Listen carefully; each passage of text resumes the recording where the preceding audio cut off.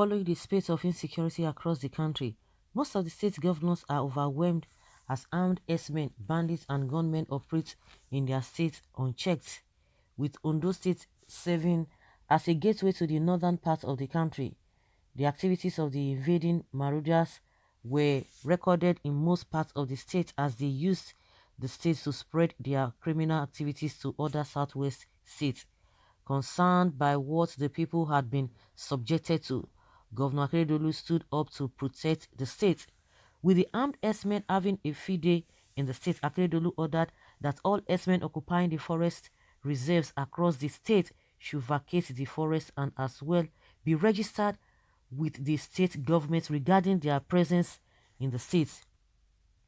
Open grazing, okay, it's not allowed.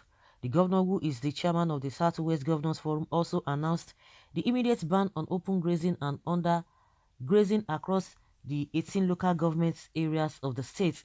To ensure that the activities of the herders were adequately checkmated, Akeredolu rallied his colleagues in the southwest to establish the Western Nigeria Security Network, otherwise known as ãão After a series of moves by the federal government to frustrate the establishment of the corps, the governor stood his ground that the agency had come to stay and as well lashed at the Attorney General and Minister of Justice of the Federation, Abubakar Malami, advising him to challenge the developments in courts.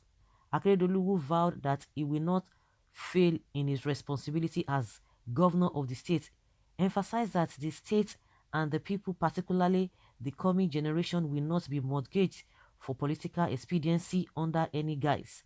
According to the governor, who retreated his position on the eviction of those he described as trespassers occupying the forest reserves, saying we will continue to eject and punish in accordance with the law anyone, either herder or farmer, illegally occupying our forest reserves. We will not relent on our decision to rid our state of undesirable elements. We all don't want any further explanation or apology on this resolve to ensure peace other than our people. He emphasized that anyone who intends to engage in a private business of animal husbandry in the 21st century must be ready to abide with the modern methods of operation or quit. We therefore retreat our stance on the prohibition of open grazing by cattle rearers in any part of Ondo State. On this, there shall be no compromise. In a similar vein, we will continue to arrest any underage herders in the state. The government will prosecute the mindless handlers of these unfortunate kids. We will insist on punishing any errant herdsman and exact compensation commensurate to the level of destruction to farms and businesses in any part of the state. Anyone who commits a crime under the guise of outmoded pastoralism shall be sanctioned severely. We will proceed to mobilize the people against the menace. The people of Ondo State will not accept any aberrant incursion into our space. We do not want to be seen as politically correct when our people are dying or losing their legitimate means of livelihood. We shall not embrace the counsel of the treacherous and wicked. The welfare of the people shall remain the primary focus of governance. No one will be allowed to trample on the rights of our people. The people of Ondo State shall not become underlings in their own place. We will not be afraid to take decisions considered beneficial to our people. We will not cede the land of our ancestors to any person under any guise. All legitimate endeavors shall be supported by the government as long as they are of direct benefit to the people of Ondo State. To further ensure that the success already recorded in the Southwest gets to the entire southern region, Akeredolu again coordinated 17 governors within the southern states to ban open grazing in the region. At the meeting held in Asaba, Delta State, the capital, under the Southern Governors Forum, explained that the forum observed that the activities of armed criminals and bandits in the southern parts of the country have presented severe security challenges such that citizens are not able to live their normal lives, including pursuing various productive activities, leading to a threat to food supply and generally security. Akeredolu, who read the communique of the governors, added that the continued grazing of cattle by herders had put pressure on available land and increased the prospect of conflicts between migrants, herders, and local population in the south. Hence, the need to put a total stop to cattle movement to south by foot. By foot. However, prior to the Asaba Accord, the presidency had, through the senior special assistant to President Muhammadu Buhari on media and publicity, Malam Garba Shehu, attacked Akeredolu over the vacation order given to herders in Ondo State. Also, after the Asaba declaration, Shehu discredited the resolutions of the southern governors. Shehu had in a statement questioned the legality of the ban on open grazing by the 17 southern governors, adding that the governors offered no tangible solutions to the herder-farmer clashes that have been continuing in our country for generations. The presidential spokesperson disclosed that President Buhari was already seeking what he described as deep-rooted solutions to Herdsmen attacks.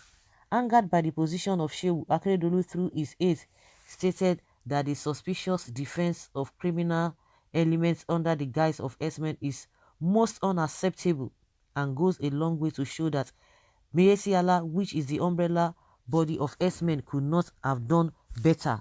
According to Akeredolu, the presidential spokesperson, recent positions on national issues was a confirmation that he had been working in cohort with those fueling anarchy in the country, while emphasizing that the utterances of Shehu cannot be the position of President Buhari.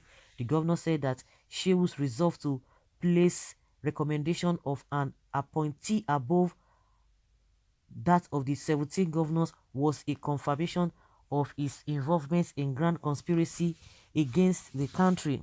Few days after Sheu's statement on the governor's move, the Attorney General of the Federation also kicked the Asaba meeting aside as he compared herders involved in open grazing in the south to spare parts dealers in the north.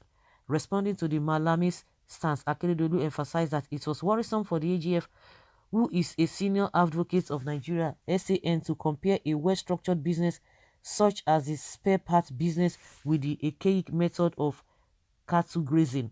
Akeredolu maintained that the ban on open grazing within the southern region has come to stay and will be enforced with utmost vigor, urging Malami to approach the court if he has anything against the move by the governors, while emphasizing that the decision to ban open grazing was taken in the interest of the people. Akeredolu said it is most unfortunate that the AGF is unable to distill issues as expected as a senior advocate and that nothing can be more disconcerting. This outburst should ordinarily not elicit response from reasonable people who know the distinction between a legitimate business that is not in any way injurious and a certain prediction for anarchy. Comparing this anachronism, which has led to loss of lives, farmlands, and property, and engendered untold hardship on the host communities, with buying and selling of auto parts, is not only strange, it annoyingly betrays a terrible mindset.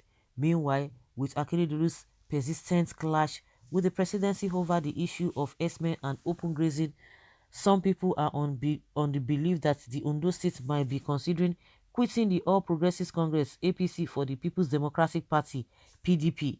According to political analysts, Akeredolu might want to follow footsteps of his counterpart in Benue State, Samuel Otom, who took the presidency headlong over Herdsmen activities in his state. Speaking to a top official in Akeredolu's over the possibility of the governor dumping the APC to avoid being choked, source dismissed such insinuations. According to the source who craved anonymity, Akeredolu had always been a progressive who has never been amused with the opposition PDP, while disclosing that Akeredolu's recent positions on national issues is the true reflection of who the governor is. The top official said the governor, since his university days and his practicing period as a lawyer, has always been standing for the people.